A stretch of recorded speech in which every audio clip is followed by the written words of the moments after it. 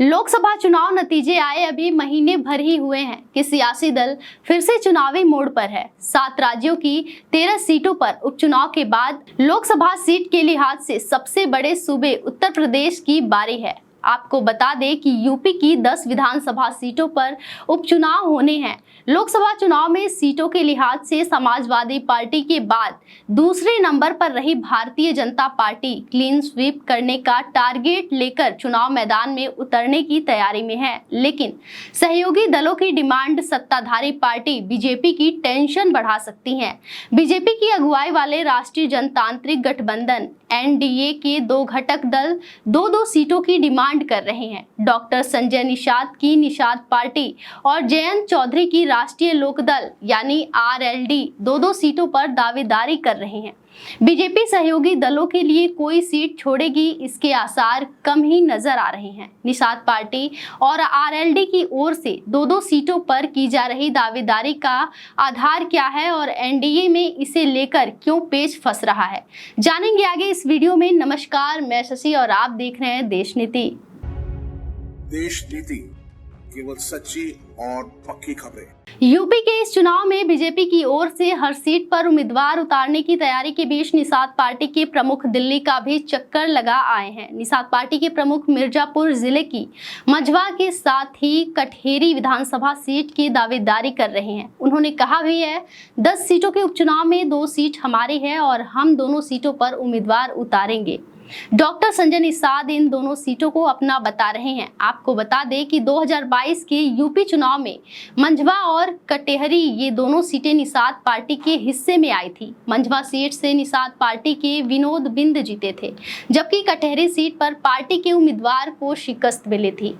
मंझवा विधायक विनोद अब भदोही सीट से सांसद निर्वाचित होने के बाद विधानसभा की सदस्यता से इस्तीफा दे चुके हैं। 2022 की सीट शेयरिंग में अपने कोटे में आई सीट को आधार बनाकर Nishad party sitting seat Majhawan के साथ ही कटेहरी के लिए भी दावेदारी कर रहे हैं। कटेहरी सीट से सपा के लालजी वर्मा जीते थे, जो अब अंबेडकर नगर से सांसद हैं।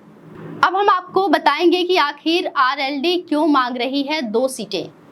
मुजफ्फरनगर जिले की मीरापुर सीट से 2022 में आरएलडी के चंदन चौहान जीते थे। चंदन चौहान अब बिजनौर सीट से सांसद हैं और उनके इस्तीफे से रिक्त हुई इस सीट पर उपचुनाव होना है। आरएलडी अपनी इस सीटिंग सीट के साथ ही अलीगढ़ जिले की खैर सीट के लिए भी दावेदारी कर रही है। खैर सीट पर 2017 से ही बीजेपी काबिज है।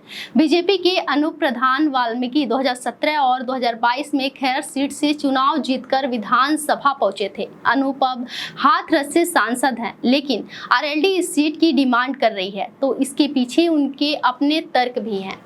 आपको बता दें कि खैर सीट कभी आरएलडी का मजबूत गढ़ मानी जाती थी। पार्टी यह सीट 3 बार जीत चुकी है। खैर सुरक्षित सीट है, लेकिन यहाँ नतीजे तय करने में निर्णायक भूमिका जाट वोटर ही निभाते हैं। पिछले यूपी चुनाव में आरएलडी का सपा से गठबंधन था और इस सीट से जयंत की पार्टी ने ही उम्मीदवार उतारा था। 2022 से 2024 के बीच पार्टी का गठबंधन बदल चुका है, गठबंधन सहयोगी बदल चुके हैं, लेकिन आरएलडी की कोशिश पिछले चुनाव की प्रतिद्वंदी और उपचुनाव में सहयोगी बन चुकी पार्टी से वापस अपने हिस्से लेने की है। बीजेपी लोकसभा चुनाव में कम हुई सीटों की कसर पूरी करने के लिए उपचुनाव को अच्छे मौके की तरह देख रही है। बीजेपी की कोशिश है कि अधिक से अधिक सीटें जीतकर लोकसभा चुनाव के बाद आक्रामक विपक्ष को चुप कराया जाए। ये उपचुनाव एक तरह से सीएम योगी की लोकप्रियता का भी लिटमस टेस्ट माना जा रहा है। इस उपचुनाव को एक तरह से योगी बनाम अखिलेश भी कहा जा रहा है। ऐसे में संगठन के साथ ही सरकार और खुद सीएम भी कोई कसर नहीं छोड़ना चाहते हैं। आपको बता दें कि लोकसभा चुनाव नतीजों के बाद बीजेपी की समीक्षा बैठकों में सहयोगी दलों के वोट ट्रांसफर नहीं होने का मुद्दा भी उठा। निषाद पार्टी के प्रमुख डॉक्टर संजय निषाद अपने बेटे की हार के लिए बीजेपी को जिम्मेदार ठहरा चुके हैं। वहीं अनुप्रिया पटेल भी भर्तियों में आरक्षण को लेकर चिट्ठी पर चिट्ठी लिखकर सरकार और बीजेपी पर दबाव बनाने की कोशिश कर रही हैं।